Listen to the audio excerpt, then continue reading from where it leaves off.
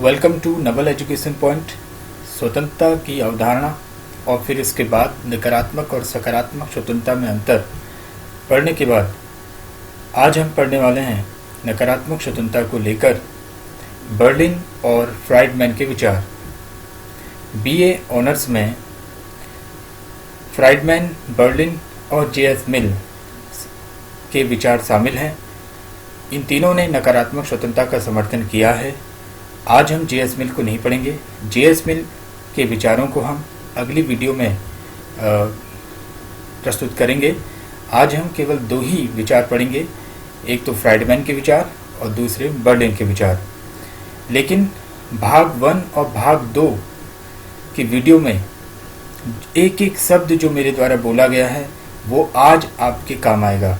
विशेषकर भाग 2 में जो हमने पढ़ा वो इस वीडियो में बहुत काम आने वाला है। भाग 2 वाली वीडियो जिसने नहीं देखी है वो उसको देख लें, और जिसने एक बार देख भी ली है वो उसको 2 बार, 3 बार, 4 बार तब तक देखते रहें जब तक वो आपके दिमाग में अच्छी तरीके से निवास नहीं कर लेती। हमें उसे एब्जॉर्ब करना है और तभी हम ये सभी टॉपिक समझ पाएंगे। भाग 1 और भाग 2 में बोले गए प्रत्येक शब्द आने वाले सभी वीडियो में बहुत महत्वपूर्ण हैं। तो चलिए शुरुआत करते हैं। नकारात्मक स्वतंत्रता को लेकर विचार। नकारात्मक स्वतंत्रता क्या है, इसको लेकर हम पहले ही पढ़ चुके हैं।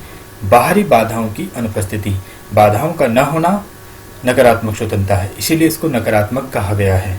नकारात्मक स्वतंत्रता के समर्थकों में जॉन लॉक, एडम स्मिथ और हर्बर्ट स्पेंसर शामिल हैं। फिलहाल इस वीडियो में मैं पहले ही बता चुका हूँ, हमें ना ही जॉन लॉक पढ़ना है, ना एडम स्मिथ, ना हर्बर्ट स्पेंसर।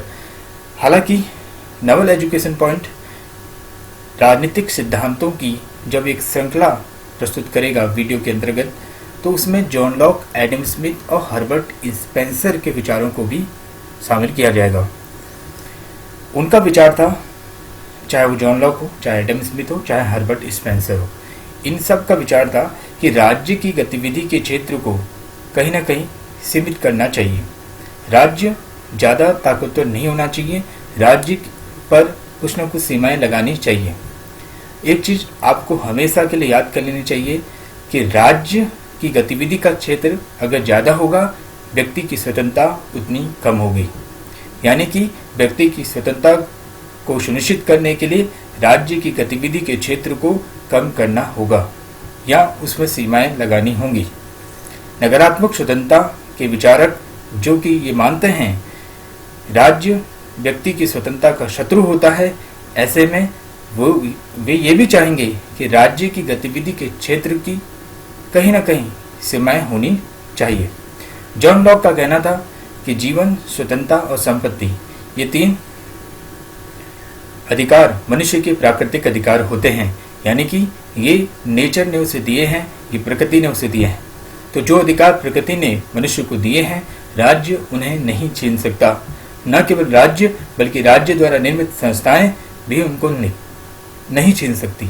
इसलिए विधानमंडल और कार्यपालिका भी जीवन, स्वतंत्रता और संपत्ति के अधिकारों पर प्रतिबंध नहीं लगा सकती।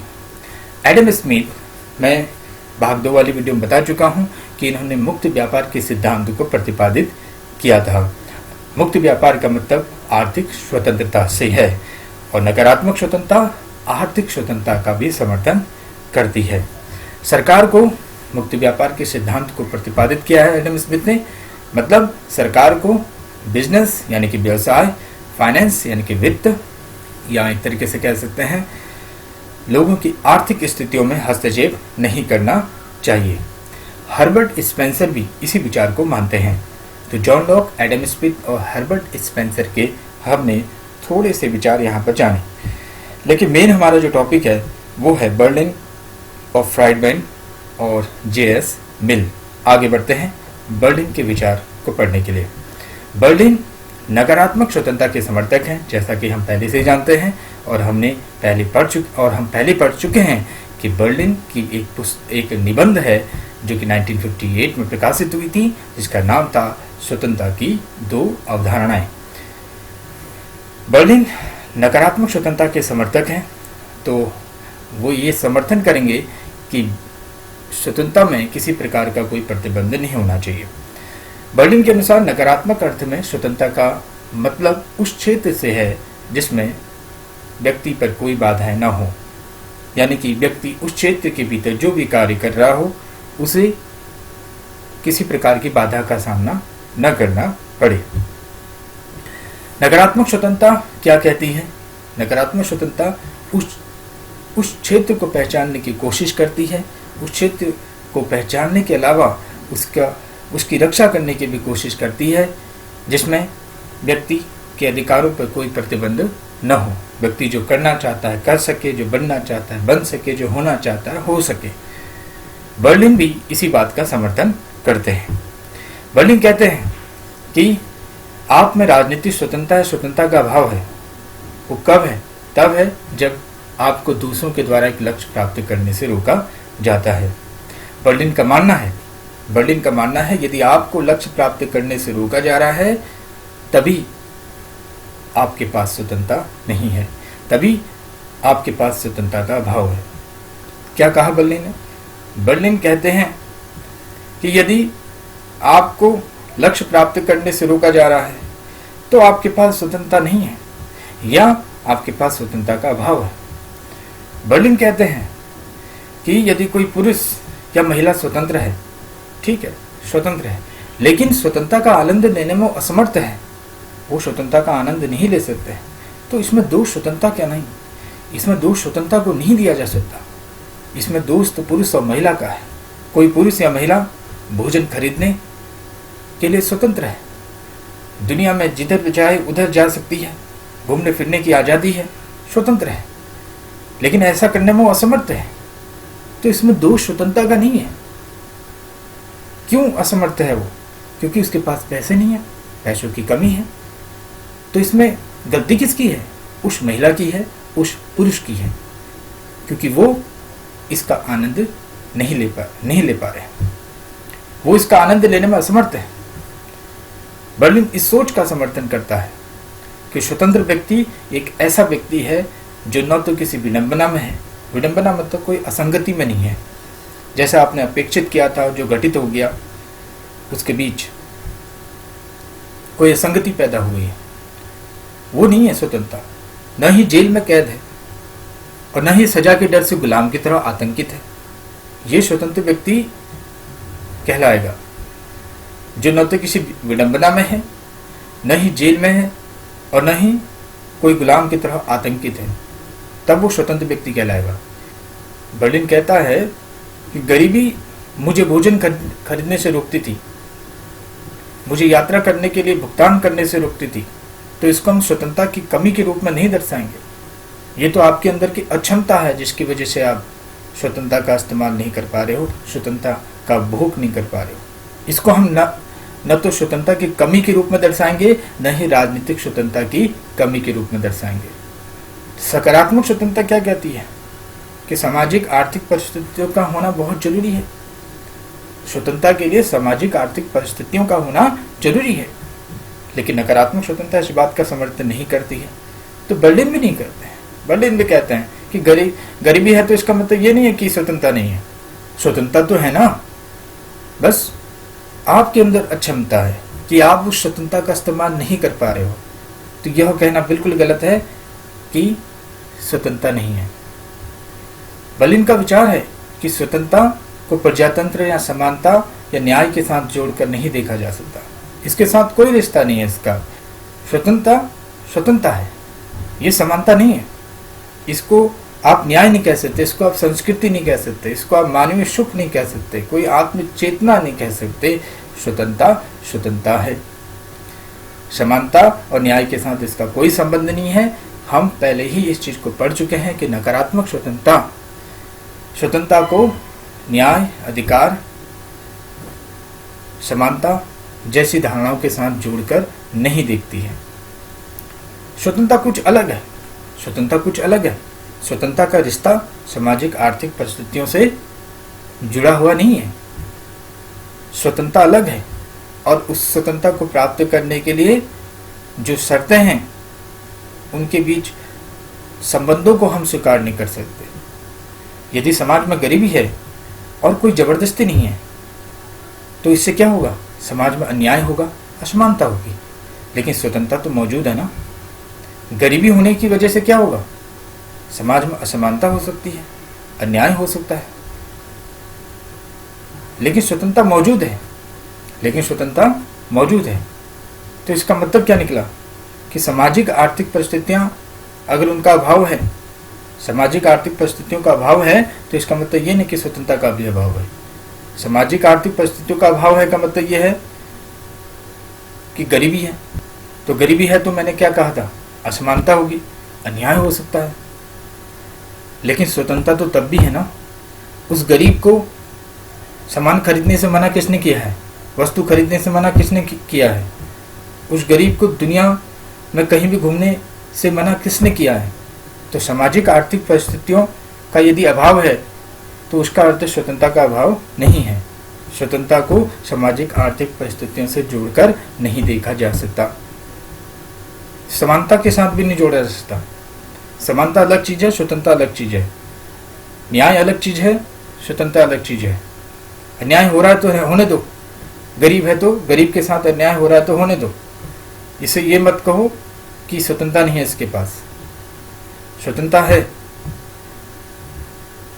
बर्लिन स्वतंत्रता को बनाए रखना चाहते हैं, और उस स्वतंत्रता का मतलब क्या है उनके लिए?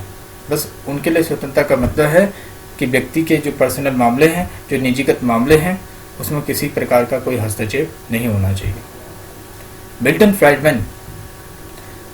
फ्राइडमैन नोबेल पुरस्कार विजेता हैं, अमेरिकी अर्थशास्त्री। 2006 में इनकी मृत्यु हो चुकी थी। फ्राइडमैन की पुस्तक कैपिटलिज्म एंड फ्रीडम, इस पुस्तक में इन्होंने लिखा है स्वतंत्रता के बारे में। और स्वतंत्रता का अर्थ क्या है इनके नज़रिए से? कि प्रत्येक व्यक्ति द्वारा दूसरे व्यक्ति पर जोर जबरदस्ती का भाव। जोर जबरदस्ती नहीं होनी चाहिए एक व्यक्ति द्वारा दूसरे व्यक्ति पर। राज्य का हस्तक्षेप नहीं होना चाहिए। याद करिए, नकारात्मक स्वतंत्रता में हमने पढ़ा था कि नकारात्मक स्वतंत्रता राज्य को अपना दुश्मन मानती है। राज्य को व्यक्ति के मामलों में या व्यक्तिगत स्वतंत्रता में हस्तक्षेप नहीं करना चाहिए। फ्राइडमैन भी नकारात्मक स्वतंत्रता का समर्थन करते हैं, इसलिए वो कहते हैं कि राज्य का हस्तक्षेप व्यक्ति की स्वतंत्रता में नहीं होना चाहिए, विशेषकर आर्थिक स्वतंत्रता में। वो कहते हैं कि राज्य का हस्तक्षेप आर्थिक स्वतंत्रता के लिए हानिकारक है। आर्थिक स्वतंत्रता का मतलब क्या है? एक मुक्त बाजार पूंजीवादी अर्थव्यवस्था। मिल्टन फ्राइडमैन स्वतंत्रता को पूंजीवाद से जोड़ते हैं, स्वतंत्रता को पूंजीवाद से जोड़ते हैं। उनका मानना है कि स्वतंत्रता पूंजीवाद में ही संभव है, समाजवाद में स्वतंत्रता संभव नहीं है। स्वतंत्रता कहाँ संभव है? पूंजीवाद में संभव है। इसलिए फ्राइडमैन पूंजीवादी अर्थव्यवस्था का समर्थन करते हैं। एक समय ऐसा था जब पूंजीवाद के विकास के लिए स्वतंत्रता की मांग की जा रही थी। याद करिए, औद्योगिक क्रांति के समय का दौर, जब पूंजीवाद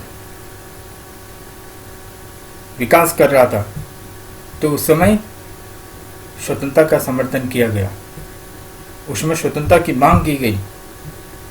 और आज उस स्वतंत्रता की रक्षा करने के लिए पूंजीवाद की मांग की जा रही। फ्राइडमैन इस बात का समर्थन करते हैं कि स्वतंत्रता के लिए जरूरी है, स्वतंत्रता के रख रखाव के लिए जरूरी है कि पूंजीवाद हो। समाजवाद स्वतंत्रता की रक्षा नहीं कर सकता है। फ्राइडमैन का कहना है कि प्रतिस्पर्धी पूंजीवाद जरूरी है, उसकी आवश्यकता है, लेकिन पर्याप्त नहीं है, इसी से काम नहीं चलेगा। राजनीतिक स्वतंत्रता की स्थिति बताती है और उसका इतिहास भी बताता है कि पूंजीवाद राजनीतिक स्वतंत्रता के लिए आवश्यक शर्त है। आवश्यकता है, मैं कह चुका हूं पहले, लेकिन पर्याप्त नहीं है। उन्होंने समाजवाद को दुश्मन माना है, स्वतंत्रता का दुश्मन माना है, व्यक्तिगत पहल का दुश्मन माना है। क्यों? क्योंकि समाजवाद में समस्त शक्तियां, आर्थिक हो चाहे राजनीतिक शक्ति हो, एक ही हाथ में केंद्रित होती हैं। ये हम सोवियत संघ में भी देख चुके हैं। सोवियत संघ में यही हुआ था कि आर्थिक और राजनीतिक शक्तियां वहां एक ही हाथ में केंद्रित थी। तो मिल्टन फ्राइडमैन का कहना है कि समाजवाद में क्या होता है, आर्थिक और राजनीतिक शक्तियां एक हाथ में केंद्रित होती हैं। इस वजह से आर्थिक स्वतंत्रता के लिए हानिकारक है समाजवाद, समाज के आर्थिक विकास के लिए हानिकारक है समाजवाद।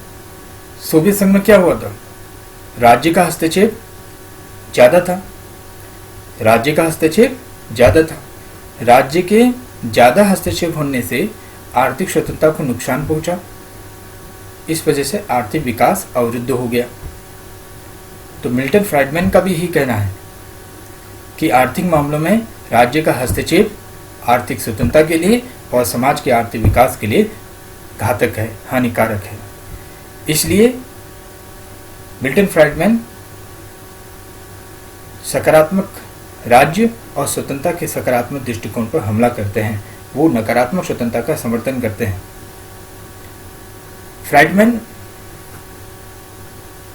के विचार इस आधार पर निर्भर हैं कि मुक्त बाजार जो पूंजीवाद है वो व्यक्ति की स्वतंत्रता को सुनिश्चित करता है।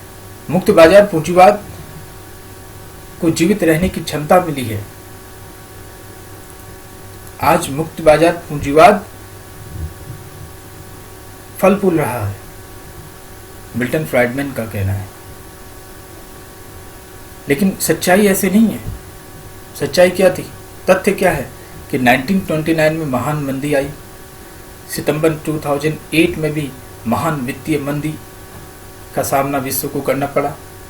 इससे साबित हुआ है कि फ्राइडमैन की ये जो धारणा है ये निराधार है। पूंजीवादी अर्थव्यवस्था के बारे में उनकी ये जो धारणा है ये क्या है, निराधार है। लेकिन 2008 की जो मंदी आई उससे पहले ही 2006 में उनकी मृत्यु हो गई। तो उन्होंने 2008 की मंदी को नहीं देखा, तो शायद उनकी सोच बदल जाती। तो इस तरीके से मिल्टन फ्राइडमैन और बर्डेन के विचार हमने पढ़े। तो मिलते हैं नेक्स्ट वीडियो में, तब तक के लिए गुड बाय। और चैनल को सब्सक्राइब करना ना भूलें, लाइक करें और चैनल को शेयर करें।